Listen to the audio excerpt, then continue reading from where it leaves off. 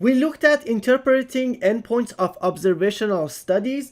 We determined the type and strength of correlation between two variables. Now, let's interpret the results of regression analysis, which is a course learning outcome number 4 on the course syllabus. So, if you have multiple variables, you can actually do regression analysis. Now, if you only have one variable in your model, well, first of all, if your variable is continuous, we use linear regression. And if you're looking at dichotomous variables, so let's say mortality, for example, so the variable is either yes or no. For dichotomous, we actually use logistic regression. So here are the two general types: linear regression or logistic regression. And so obviously, one variable will always be your dependent variable, and it's just a matter of how many independent variables you want to have. So dependent variable will be your clinical outcome. So let's say mortality. And then if you only put one um, independent variable, then you only have two variables. So we call this a bivariate regression. Bivariate regression analysis. Whereas if you put multiple variables in this, multiple independent variables, then we call it a multivariate regression analysis. So let's take a look at an example.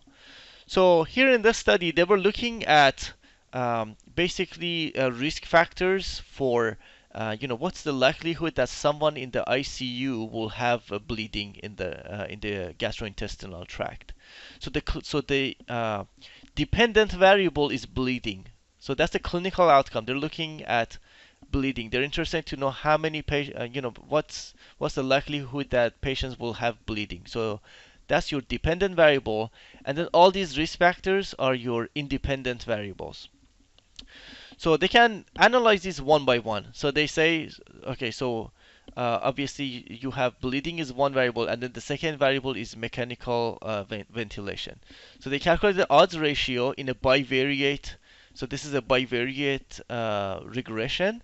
So in the model, we only have two variables. One is bleeding, and the other one is mechanical ventilation. So it was statistically significant. The p-value is very small, and the odds ratio 25.5. Then they did it for the next one. So you only have two variables. So one variable is bleeding, the second one is coagulopathy.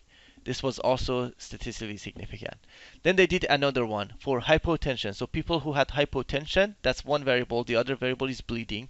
So the odds ratio were 5, and p-value was statistically significant. So they keep doing this for all of these, right? So and they note that they were all statistically significant. So the danger of just doing a bivariate analysis is you don't know if any of these if you only look at one risk factor, you don't know how much the other risk factors are contributing. So in order to fix that problem, you do a multivariate regression. In other words, you put all of these variables in the model and then you analyze one by one.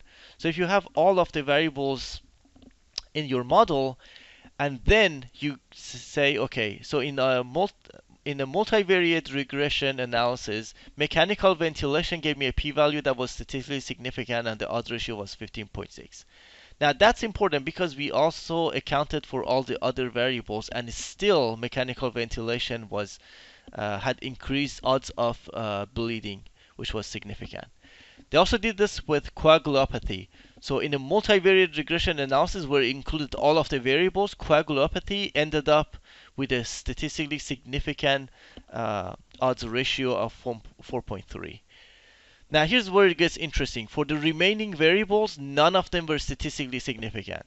So they're not even reporting the number. So NS means not significant. So that shows you that it's extremely important to do multivariate regression analysis in order to make sure you account for every variable.